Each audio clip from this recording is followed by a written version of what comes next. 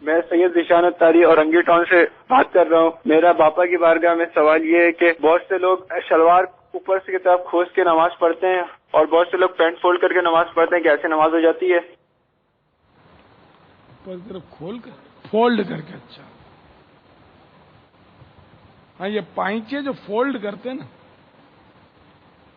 یا اوپر سے فولڈ کرتے ہیں، اس کو علماء کرام مکروہ تحریمی کہتے ہیں۔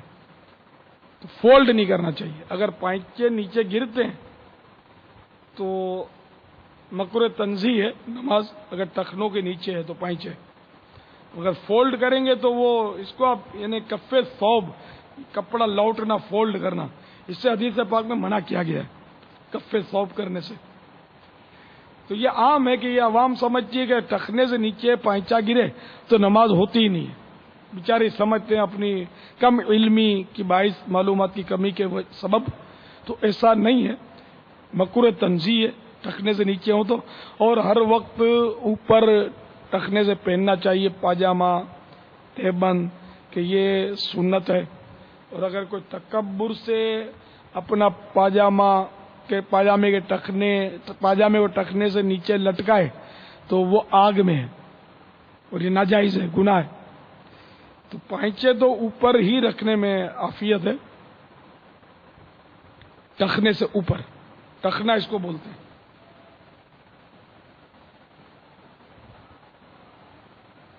اس کو ٹخنا بولتے ہیں پاؤں کا، ٹخنے سے اوپر۔ یہ مردوں کے لیے، اسلامی بہنوں کے ٹخنے سے نیچے ہوں۔ جب جیسے آستینیں چڑھاتے ہیں، یہ بھی نماز میں اگر آدھی کلائی سے اوپر چڑھائیں گے تو مکروہ تحریم ہو جائے گی نماز۔ آدھی کلائی سے اوپر، بعض لوگ سمجھتے ہیں بازو سے اوپر، آدھی کلائی سے اوپر نہیں جوڑنی چاہیے، نہ چڑھی بھی نہ ہو۔ اگر کسی کی سلی بھی آدھی کلائی تک ہے تو وہ مکروہ تحریمی نہیں ہے۔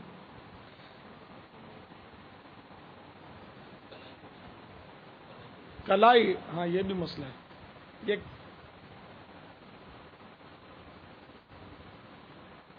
یہ کلائی،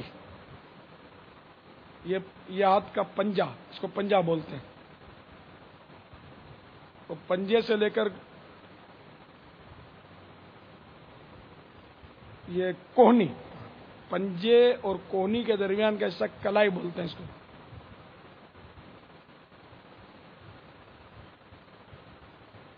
اس کو بازو،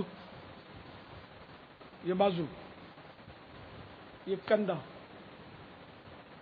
شولڈر، آرم انگلش میں، پورے کو آرم، پورا، ویسے یوں پورے کو بھی بازو بولتے، لیکن یہ ٹکڑے کر دیے میں نے، پنجہ، کلائی، بازو، کندھا۔